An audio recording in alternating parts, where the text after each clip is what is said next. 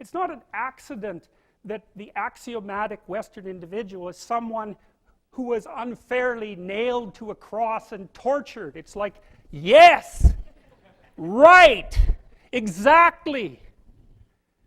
So what do you do about that? Well, I thought about that for a long time too. It's like, well, you don't get together in a damn mob, because all that does is allow you to be as horrible as you could possibly imagine and suffer from none of the consequences. That's a bad idea. So how about we don't do that? Well, there's a deep idea in the West too. It's like, pick up your damn suffering and bear it and try to be a good person so you don't make it worse. Well, that's a truth.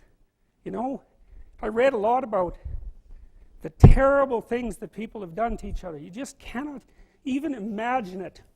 It's so awful. So you don't want to be someone like that. Now, do you have a reason to be? Yes. You have lots of reasons to be. God, there's reasons to be resentful about your existence. Everyone you know is going to die. You know, you too. And there's going to be a fair bit of pain along the way, and lots of it's going to be unfair. It's like, yeah, no wonder you're resentful. It's like, act it out and see what happens. You make everything you're complaining about infinitely worse. There's this idea that hell is a bottomless pit, and that's because no matter how bad it is, some stupid son of a bitch like you could figure out a way to make it a lot worse. So you think, well, what do you do about that? Well, you accept it. That's what life is like. It's suffering. That's what the religious people have always said. Life is suffering. Yes. Well, who wants to admit that? Well, just think about it. Well, so what do you do in the face of that suffering? Try to reduce it. Start with yourself. What good are you? Get yourself together for Christ's sake, so that when your father dies, you're not whining away in a corner, and you can help plan the funeral, and you can stand up solidly so that people can rely on you. That's better. Don't be a damn victim. Of course you're a victim. Jesus, obviously. Put yourself together. And then maybe if you put yourself together, you know how to do that. You know what's wrong with you, if you'll admit it. You know there's a few things you could like polish up a little bit, that you might even be able to manage in your insufficient present condition.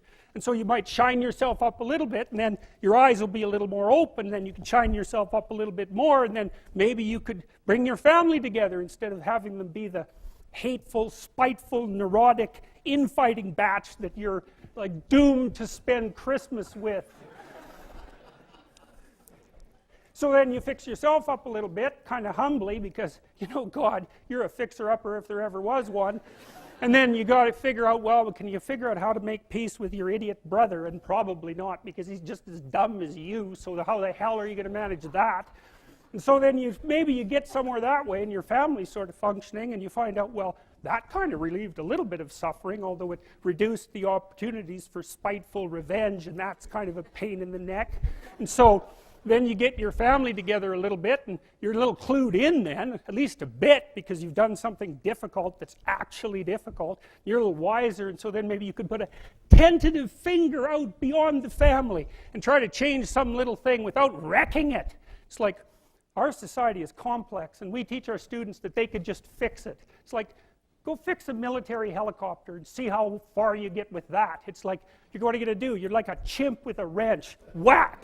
Oh, look, it's better. It's like, no, it's not better. Things are complicated, and to fix things is really hard. And you have to be like a golden tool to fix things, and you're not. So, and that's the other message of the West. It's like, how do you overcome the suffering of life? And I'm not saying it's only the message of the West. How do you overcome the suffering of life? Is be a better person. That's how you do it. Well, that's hard. It takes responsibility. And I think, you know, if you said to someone, you want to have a meaningful life? Everything you do matters. That's the definition of a meaningful life. But everything you do matters. So you're going to have to carry that with you.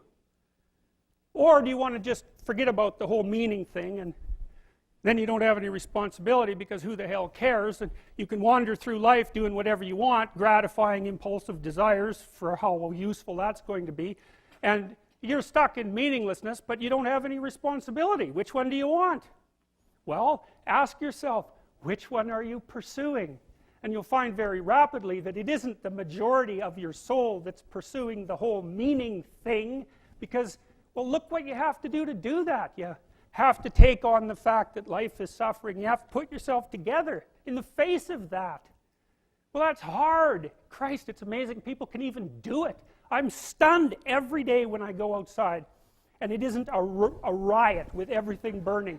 Because really, God, you talk to people, it's like, I knew this guy, he'd been in a motorcycle accident and it really ruined him, and he was like a linesman, you know, working on the power, and he was working with someone who had Parkinson's disease, and they had complementary inadequacies, and so two of them could do the job of one person, and so they're out there fixing power lines in the freezing cold, despite the fact that one was 3/4 wrecked with a motorcycle accident and the other one had Parkinson's. It's like, that's how our civilization works. It's like, there's all these ruined people out there, they've got problems like you can't believe.